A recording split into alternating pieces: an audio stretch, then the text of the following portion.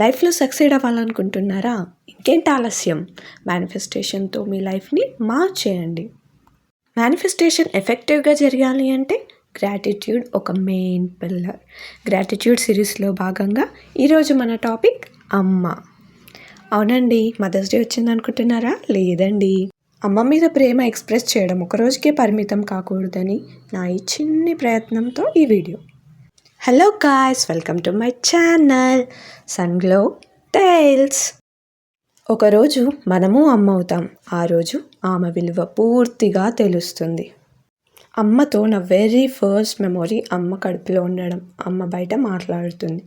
ఇది ఎవరు నమ్మినా నమ్మపోయినా ఇదే నా ఫస్ట్ మెమొరీ. ఇది కలనా నిజమా డెఫినెట్గా చెప్పలేను, కానీ ఇది మాత్రం నాకు ఫస్ట్ మెమొరీ. ఇంకెవరికైనా ఇలాంటి మెమొరీ ఉంటే ప్లీజ్ కామెంట్ డౌన్. నా సెకండ్ మెమొరీ కాళ్ళ మీద వేసుకొని స్నానం పోయడం. రోజు స్నానం పోయడం అలవాటు అయ్యేసరికి ఇప్పుడు వెళ్ళకి ఇలా వేసుకుంటుంది. ముందు రాసింది అయిపోయింది, ఇప్పుడు వెనక్కి తిప్పుతుంది, ఉల్టా తిప్పి తల మీద స్నానం పోస్తుంది అని నా మైండ్లో అనుకుంటున్నాను. కళ్ళు మాత్రం కనిపించట్లేదు, కానీ అమ్మ సూతింగ్ వాయిస్తో మాట్లాడడం వినిపిస్తుంది. కొద్దిగా పెద్దగయ్యాక చెల్లికి స్నానం పోస్తుంటే టవల్ తెమ్మండం గుర్తుంది. ఆ తర్వాత వాటర్ స్కేర్సిటీ ఉన్నప్పుడు రోడ్ క్రాస్ చేసి వాటర్ తెచ్చేవాళ్ళం. అమ్మతో వెళ్ళేదాన్ని వచ్చేదాన్ని, అక్కడ లైన్గా ఉండేవాళ్ళు, అవన్నీ గుర్తుంది. ఆ విజువల్స్ అన్నీ గుర్తున్నాయి. అమ్మమ్మ వాళ్ళ ఇంట్లో ఉన్నప్పుడు డ్రెస్సెస్ అమ్మే వాళ్ళు వచ్చారు. ఆ కలర్స్ బాగున్నాయి, డ్రెస్సెస్ నచ్చాయి. అమ్మ తీసుకుంటే బాగుండు అనుకున్నాను, కానీ అమ్మ తీసుకోలేదు. డిసప్పాయింటెడ్. పెరిగేటప్పుడు ఎక్కువ టైం టుగెదర్ స్పెండ్ చేసేది.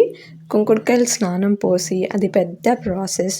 అది చేసి, చిక్కు తీసి, జుట్టేసి, మళ్ళీ ఈవినింగ్ ఆయిలింగ్ చేసి, మళ్ళీ జుట్టేసి, ఇది స్కూల్లో ఫంక్షన్స్ అప్పుడు, బోనాల పండుగ అప్పుడు 2 జుట్లు వేసి, పువ్వులు పెట్టి, పట్టులంగా జాకెట్ కుట్టించి, గాగ్రాలు కుట్టించి, బొమ్మలాగా రెడీ చేసేది.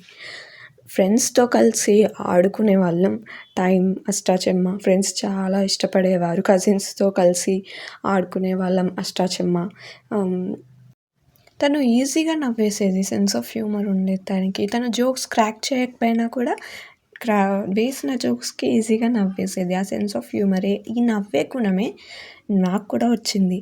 అండ్ ఇది నా లైఫ్లో ఎంత ఇంపార్టెంట్ రోల్ ప్లే చేసిందో నెక్స్ట్ వీడియోస్లో చెప్తాను. ఇంటి వెనుక పెరట్లో పపాయ చెట్టు, చింతకాయల చెట్టు ఉండేది. పెద్ద కర్ర తీసుకుని వెళ్ళి ఇంకా అడ్వెంచర్, మాకు మినీ అడ్వెంచర్. నానా రకాలుగా ట్రై చేసేవాళ్ళం అవి తెంపుకోవడానికి, అండ్ మళ్ళీ కోసుకొని తినడం.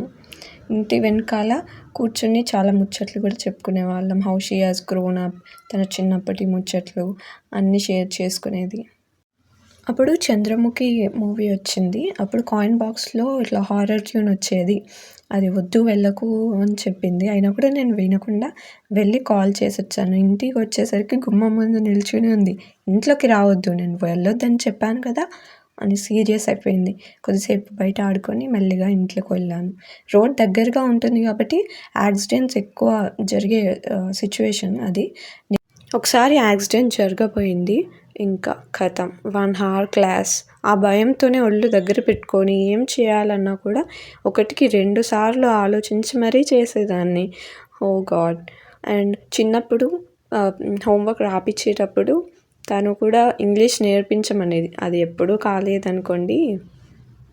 నేను అన్నయ్య సార్ దగ్గర స్టూడెంట్స్ పోయిన కంబాక్సెస్ ఉంటే అవి మావి అని అబద్ధం చెప్పి ఇంటికి తీసుకొచ్చేవాళ్ళం. ఇంటికి వచ్చాక ఉంటుంది ఇంకా చూడండి. 2-3 times అలాగే చూసి చాలా తిట్టింది. స్కూల్ నుంచి ఇంటికి వచ్చేసరికి ఏదో ఒక స్వీట్ రెడీగా ఉంటుంది. మోస్ట్లీ మై ఫేవరెట్ ఇస్ బెల్లం అన్నం. And she has been our chef usually. పెరిగే కొద్దీ our favourite time is matching the saris and blouses. కట్టుకొని చూడడం, ఏవి దేనికి మ్యాచ్ అయ్యాయి. This is our favourite thing to do. అవును, తను న్యూస్ పేపర్స్ ఎక్కువగా చదివేదండోయ్. అప్డేట్స్ ఇచ్చేది, current affairs and health benefits, health remedies, different perspective towards life. 10th class అయిపోయాక హాస్టల్ వెళ్ళడం, oh God, it's a big problem. ఆ particular time పీరియడ్కి అస్సలు ఉండలేకపోయాను. అండ్ హోమ్ సిక్ వచ్చినప్పుడు తనని హగ్ చేసుకొని ఏడవడం చాలా గుర్తుంది. హాస్టల్‌కి అస్సలు వెళ్ళలేకపోయాను. And first time hostellers relate అవుతారు.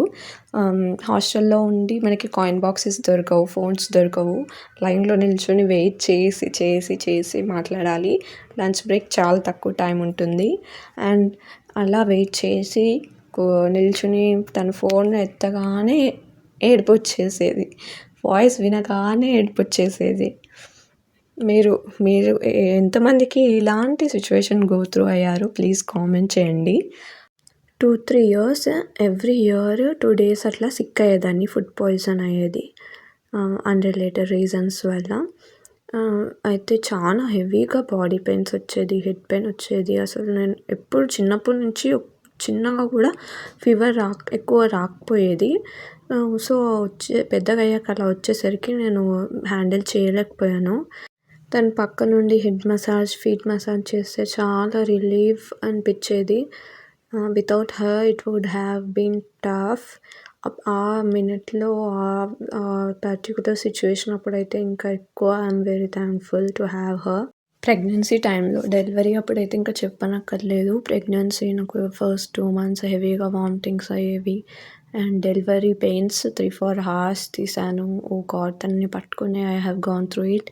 అండ్ డెలివరీ అయ్యాక ఇంకా పెద్ద సిట్యుయేషన్స్ అసలు వాడిని హ్యాండిల్ నేను ఒక్కదాన్ని ఉంటే అది చాలా కష్టమయ్యేది. నిద్ర లేకుండా వాడిని హ్యాండిల్ చేయడం, వాడికి పాలు సరిగ్గా ఉండపోయేది, నిద్ర సరిగ్గా పోయేవాడు కాదు, చాలా ఏడ్చేవాడు. తను నా లైఫ్‌లో చాలా మేజర్ రోల్ ప్లే చేసింది. She has been my friend, guide, protector, chef, entertainer, hairdresser, fashion designer, teacher, caretaker. Oh God, what not everything. Love you. Thank you so much. ఇలాంటి మరిన్ని సరికొత్త వీడియోస్ కోసం like, share, subscribe.